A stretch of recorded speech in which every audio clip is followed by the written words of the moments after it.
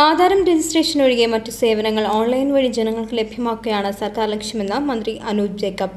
കാലത്തിനനുസൃതമായ മാറ്റം അനിവാര്യമാണെന്നും അത് തൊഴിൽ അപഹരിച്ചുകൊണ്ടുള്ളതല്ല എന്നും മന്ത്രി Anoop Jacob Alappuzha registration complex കെട്ടിടം ഉദ്ഘാടനം ചെയ്ത് പറഞ്ഞു.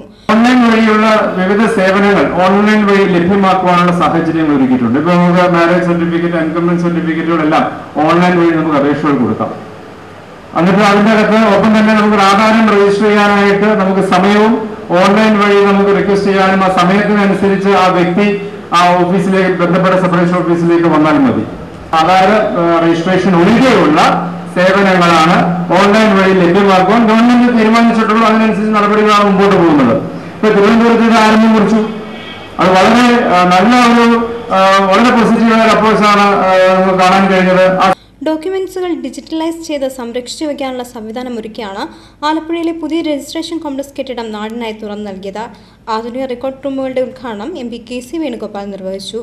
ജി സുധാകരൻ MLA അധ്യക്ഷത വഹിച്ചു. DCC president A. Shukoor, BJP നേതാവ് വെളിയാംകുളം പരമേശ്വരൻ തുടങ്ങിയവർ സംസാരിച്ചു.